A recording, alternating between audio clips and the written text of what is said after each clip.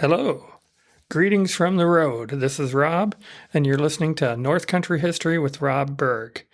I'm talking to you from Hinckley, Minnesota. It is day 9 of my 2025 podcast tour of Michigan, Wisconsin, and Minnesota. Today, I'm going to talk to you about the spirit of the North Country, something that all of us get touched by when we travel to the Northwoods. So settle in, sit back, and enjoy the show.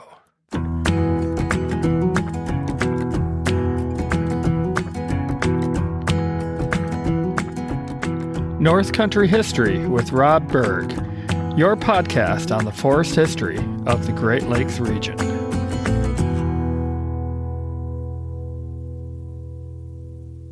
So today, I want to talk to you about something I've been thinking about while I've been on my trip and driving north on last Thursday when I went up to Frederick, and that is the spirit of the North Country. How does being in the North Woods make you feel? And I've asked that question to a few people here that I've interviewed for the job of how does the forest make you feel?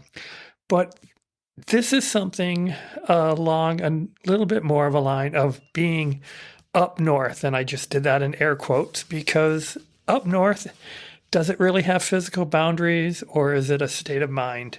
I'm going to go with physical boundaries first for my views of what is up north from growing up in southern Michigan and going up north to our family's cabin or visiting relatives on the AuSable River in Grayling or on other family vacations.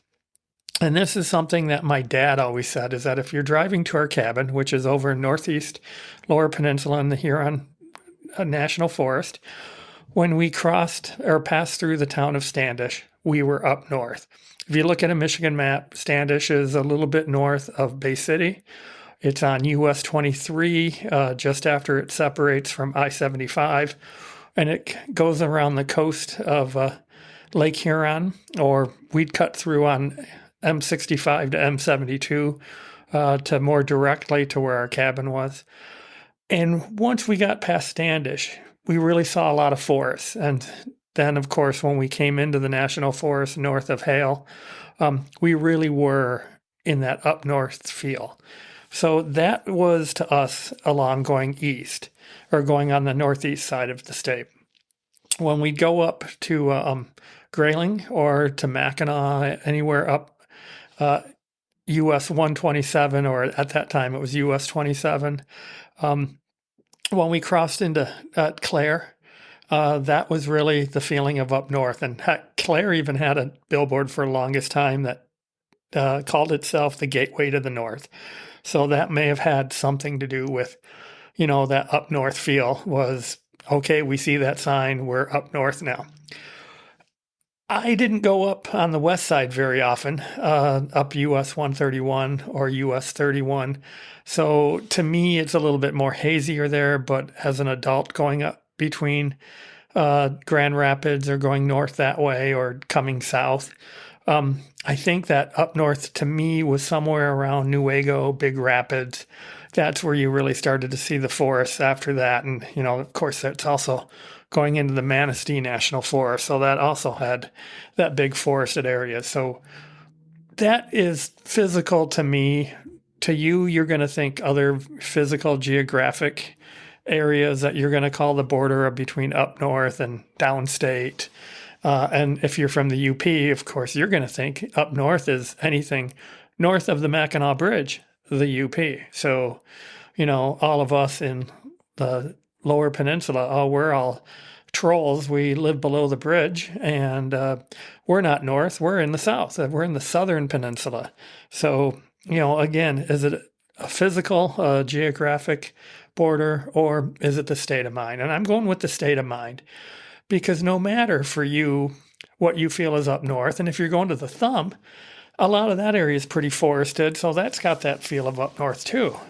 I wouldn't consider that up north personally, but then I didn't spend a lot of time going to the Thumb, so it's not an area that I really know enough about to recognize of being up north or not. But if you're coming from Detroit suburbs to a family cabin on Lake Huron or a cottage, up along Port Austin or something like that. Well, that's kind of up north to you. So I won't say no that that's not up north.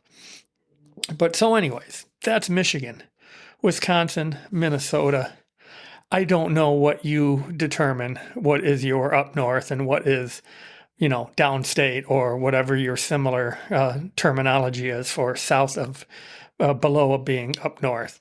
But you know it when you're there. You've got that feeling of being in the woods, being on the lake, being on the river, going to your family cabin or maybe a favorite resort that your family grew up going to. It could have been anything like a tourist cabin that became popular in the 1920s when the automobile really started to become the main way for people to travel. Or it could be, a favorite campground or, some resort, some lodge that's on a lake to go fishing. It gives you that feel. You're relaxed. You smell the pines. It's just wonderful. I initially tried to do this episode when I was camping in the Pigeon River country last weekend, and I've been having a little bit of technical difficulties, and so I'm not doing it until today, but that's given me a chance to, after being in the Pigeon River, then staying at Birch Lodge, going across the UP and camping in Wisconsin last night, and now staying at 2 nights ago, staying at hotels the last couple nights, last night, tonight, tomorrow night, and then I'll be camping again in Ely, Minnesota for 3 days, and the rest of my trip home will be camping up north in Minnesota and the Upper Peninsula. So, I'm adding more to that feel, and driving by little towns in Wisconsin the last 2 days in the Chequamegon Nicolet National Forest. And it felt like, I was at home, because to me, up north is home. It gives me that feeling of just kind of relaxed, no anxiety, not when I'm working my 9 to 5 job, or not 9 to 5, it's a day job because a lot of times I work till 10 o'clock at night. But, it's stressful. It's a job. It pays the bills.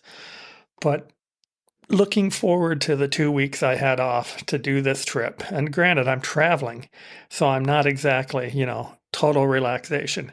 But I spent a day of completely doing nothing at Birch Lodge in Trout Lake in the eastern UP. And there will be an episode on Birch Lodge. But it was just total relaxation, sitting on their long porch in a rocking chair or sitting in the Adirondack chairs on the lawn, taking one of their kayaks out for a paddle along Trout Lake and into Little Trout Lake, which was very undeveloped. I think there were 2 or 3 houses, cabins, cottages, whatever, on that lake, but they're all set back, and all you could tell where docks were. So it was, just really wild. And hearing loons at night. I've heard loons 3 different places I was staying. At the Pigeon River, at Birch Lodge, and then 2 nights ago when I camped in the Chequamegon Nicolet National Forest at Boot Lake National Forest Campground. And there were loons I was hearing the morning I got up early and sitting outside making my breakfast, drinking my coffee, and I could hear loons. And that is one of the sounds of up north to me. Another one is the howling of wolves, and I hope to hear that when I'm camping in Minnesota. It's a feeling. It's, I think most of you who listen to the podcast are like-minded people to what I, feel. And I think you're going to have your own, things in your heart of what is a up north feeling. Smell of the pines, the hearing of the trilling of loons or the singing of them. If you're on a lake or a river in the morning, paddling a kayak or a canoe, and, there's still a little bit of the fog coming up off the water, and maybe you see a beaver or an otter. Or if you're a fly fisherman and, you just have that relaxed feeling while you're standing out in the river or stream and the current is pulling against your legs and you're in your waders, or if you're one of the daring ones without waders, which is what I have to do. It's just, yeah, it's where I'm at peace. And I think you are too.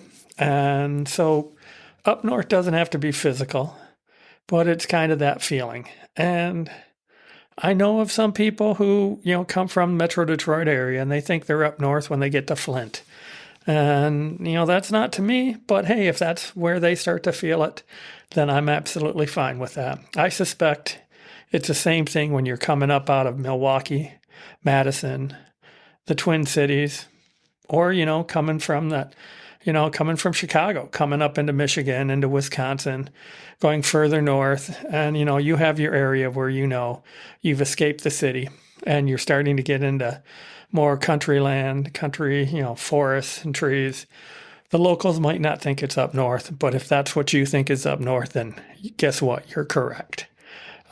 So as you listen to this, and if you're lucky enough to be listening to this when you're on vacation, now, why are you listening to me talk about up north if you are on vacation up north? But, listen to it later.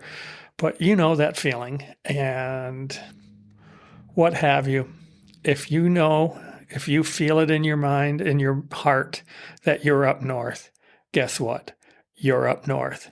And it's that spirit of the north that catches hold of you and makes you a lover of the outdoors, a lover of, sitting on the porch in a cabin, in an old, chair that had seen its days. But for a cabin, it's comfortable. And, you're going to lean back in that with an old musty book, maybe.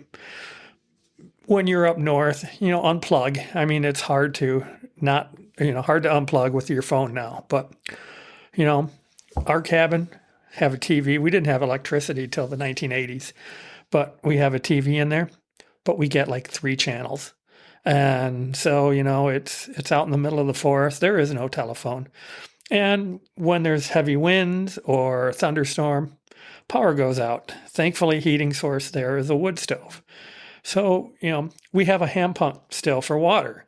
And if all else fails, we've got the stream right down below us where we can go and we can get some water and boil it on the stove if we need to. Never really had to do that much, but it's there in a pinch. But that's also where we fish for trout, not fly fish, a little too tight of a stream. It's small, it overhangs a lot. So, drop a line in there and see what bites, a lot of small brook trout. But, that's our up north feel. And it was a hunting property. My dad and brothers hunted deer for years. I tried hunting turkey and partridge and rabbit, but hunting didn't take for me. So I enjoyed it by fishing, by hiking. It was only 40 acres, but we had a lot of neighbors that were very good neighbors for a long time that we allowed everybody use each other's property as long as, you weren't dumb about it and, you weren't impeding on others when they were using the property. But nowadays, it's not quite like that, so we're kind of stuck into our 40, which is fine. It's still a nice place to be. And sitting out having a campfire overlooking the river. And I did the same at Pigeon River. I had a campfire every night. It wasn't overlooking the river. It was a short walk to it, but sitting there and trying to watch the meteor shower. But with the wildfire smoke from Canada, it was a little difficult to do that. But I didn't feel bad about it because I was not at home. I wasn't working in Ann Arbor. I was in the forest, loving it, loving peace. At Trout Lake, sitting on the porch in the evening, at least until the mosquitoes drove me inside, just enjoying the view, enjoying the peacefulness. And same again in Chequamegon at Boot Lake a couple nights ago. It's not the same staying in a hotel in town. Last night in Rhinelander, tonight in Hinckley, tomorrow night in Chisholm, Minnesota, before I can be camping again. Sometimes there's not the camping opportunity, and sometimes you need some air conditioning. It's been hot on this trip. So I just want to, throw those little nuggets out there, let you ruminate on it, of what you think is the spirit of the North Country and how does it make you feel. And I will be talking to you soon. I'm hoping to have more internet here, decent, in the next 2 nights or tomorrow night staying at another hotel. Last night, the Rhinelander had poor internet, so I couldn't do anything. So taking advantage when I can. So take care. I'll talk to you again, and bye.